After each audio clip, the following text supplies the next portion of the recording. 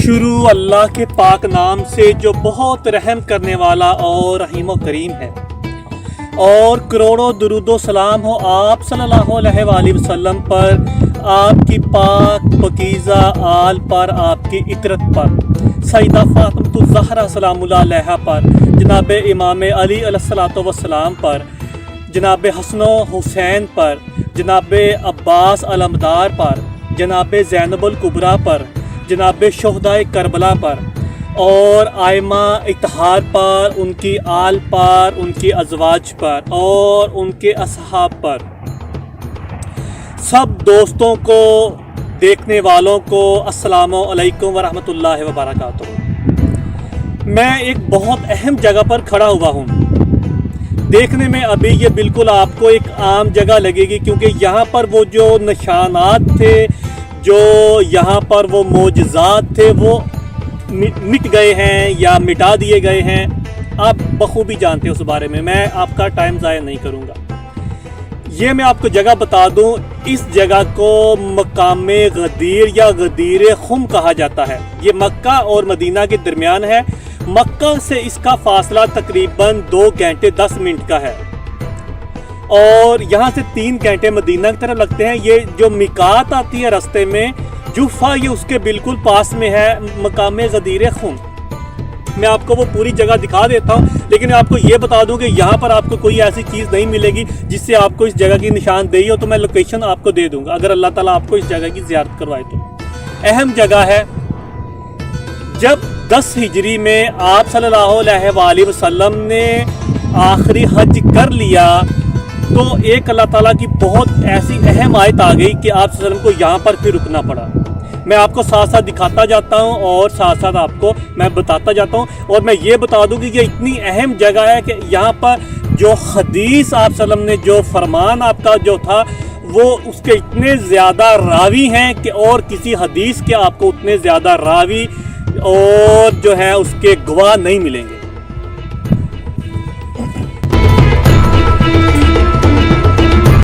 یہ مقام غدیر خم ہے جو مکہ سے 200 کلومیٹر کے فاصلے پر شمال مغرب کی طرف، اور میقات جوفہ سے 4 کلومیٹر کے فاصلے پر واقع ہے۔ جوفہ ان 5 میقاتوں میں سے ایک ہے جہاں پر احرام حج یا عمرے کی نیت سے باندھا جاتا ہے۔ 8 ذوالحجہ کو حجۃ الوداع کے بعد آپ صلی اللہ علیہ وآلہ وسلم جب اس مقام پر پہنچے تو سورۃ مائدہ کی آیت نمبر 67 نازل ہوئی۔ اے پیغمبر، اس پیغام کو اب پہنچا دیجئے جو آپ کے پروردگار کی طرف سے آپ کو کہا گیا تھا۔ اگر آپ نے وہ کام نہ کیا تو آپ نے رسالت کا کوئی حق ادا نہیں کیا، اور اللہ آپ کو کافروں کے شر سے محفوظ رکھے گا۔ یہ اس آیت کا مفہوم ہے، ترجمہ ہے، یعنی یہ ایک ایسا حکم تھا کہ آپ صلی اللہ علیہ وآلہ وسلم نے اس جگہ پر پورے قافلے کو اکٹھا کر دیا اور لوگوں کو روک دیا۔ یعنی اب کوئی ایسا حکم آپ نازل کرنے والے تھے، فرمانے والے تھے، جو سارے احکام سے بڑھ کر تھا، یا سادہ لفظوں میں آپ یہ کہہ لیں کہ ساری عبادات کا مجموعہ تھا، اس کا خلاصہ تھا، اس کی سمری تھی۔ آپ نے فرمایا جو آگے چلے گئے ہیں ان کو پیچھے بلاؤ، جو پیچھے رہ گئے ہیں ان کا انتظار کرو، اور ان کھجوروں کی جگہ پر ایک اونچا سٹیج تیار کرو۔ آج کے دور میں ہم اس کو سٹیج لفظ کہہ سکتے ہیں۔ سارے لوگ جو ہیں وہ اونٹوں کو بٹھا دیں اور اٹھ جائیں، جو سوئے ہوئے ہیں ان کو جگا دیا جائے۔ غدیر ایکچولی اس جگہ پر، یہ جو آپ دیکھ رہے ہیں، یہاں پر ایک اور قافلے یہاں پر رکا کرتے تھے، اس وجہ سے اس کو مقام غدیر خم کہا جاتا تھا۔ جب سب لوگ اکٹھے ہو گئے، آگے والے واپس آ گئے اور پیچھے والے یہاں پر پہنچ گئے، تو آپ صلی اللہ علیہ وآلہ وسلم رؤوف رحیم سٹیج کے اوپر چڑھے اور امام علی علیہ الصلوۃ والسلام کو ساتھ لے کر ہاتھ بلند کیا اور فرمایا من کنت مولا فہذا علی مولا، جس کا میں مولا ہوں اس کا علی مولا ہے۔ اہل سنت اور اہل تشیع میں یہ حدیث تواتر کے ساتھ آئی ہے، اور اہل سنت میں اس حدیث کے 110 صحابہ راوی ہیں اور 84 کے قریب تابعین اس حدیث کو روایت کرتے ہیں. یعنی یہ ایسی حدیث ہے اس سے زیادہ راوی اور کسی حدیث کے ملے ہی نہیں ہیں، یعنی اتنی اہم حدیث ہے یہ. جب آپ نے اس اہم حکم کو پہنچا دیا تو پھر قرآن مجید کی آخری آیت نازل ہوئی، سورۃ مائدہ کی آیت نمبر 3، انما الیوم اکملت لکم دینکم، کہ آج کے دن اب میں نے تم پر اپنا دین مکمل کر دیا اور اپنی نعمتیں تمام کر دی. تو یہ ایک تواتر کے ساتھ سلسلہ تھا جو یہاں پر آ کر ختم ہوا.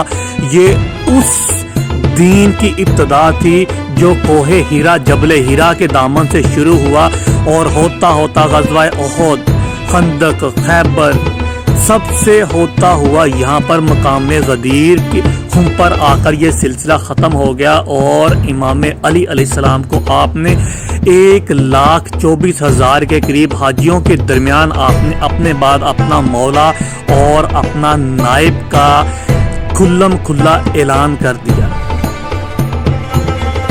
اگر یہ کوئی معمولی بات ہوتی تو آپ صلی اللہ علیہ وآلہ وسلم کو اتنا اہتمام کرنے کی ضرورت نہ تھی. سب کو پتا تھا کہ امام علی علیہ السلام آپ کے دوست بھی ہیں، آپ کے چچا زاد بھائی بھی ہیں، آپ کا ہر موقع پر انہوں نے ساتھ بھی دیا اور آپ کے داماد بھی ہیں. لیکن اس کے لیے اتنا اہتمام کرنا اور زیادہ اہتمام کرنا، اس کا مطلب یہ ہے کہ یہ کوئی ایسی خاص بات ہے جو سارے اسلام کی جو ہے اس پہ ٹکا ہوا ہے. پورے اسلام کا دار و مدار اس اہم اعلان پر ٹکا ہوا ہے جو قرآن مجید کی آیت نمبر 67 سورۃ مائدہ سے ظاہر ہو گیا. تو مولا جو ہے امام علی علیہ السلام کو یہاں پر مولا کا لقب دیا. یہ بہت اہم جگہ ہے اور اس جگہ پر جو ہے اللہ تعالیٰ نے ہم کو اس جگہ کی زیارت نصیب فرمائی، اور اس اعلان سے جناب امام علی علیہ الصلوۃ والسلام کی فضیلت تمام اصحاب پر ثابت ہو جاتی ہے، ظاہر ہو جاتی ہے. اور اہل سنت بہت سارے علماء اور طریق دانوں نے اس واقعے کو روایت کے ساتھ، تواتر کے ساتھ اپنی صحیح کتابوں میں درج کیا ہے. یہ بہت لمبی لسٹ ہے، میں پوری اس چھوٹی سی ویڈیو میں آپ کو نہیں بتا سکتا. آخر میں اس دعا کے ساتھ اختتام کرتا ہوں کہ اللہ تعالیٰ آپ سب کو، دیکھنے والوں کو، سننے والوں کو اس عظیم اور بابرکت جگہ کی زیارت نصیب فرمائے، اور مرتے وقت آپ کیا زبان پر اہل بیت اور اللہ اور اس کے رسول کی شہادت کی گواہی ہو، اور آپ کے دل میں اسلام راسخ ہو. دعاؤں میں یاد رکھیے گا. ویڈیو کو شیئر کریے. السلام علیکم ورحمۃ اللہ وبرکاتہ.